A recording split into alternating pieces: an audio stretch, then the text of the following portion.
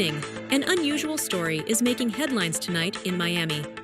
Local UGC creator Angel reportedly broadcast her husband's loud snoring through a megaphone, allowing the entire neighborhood to hear it.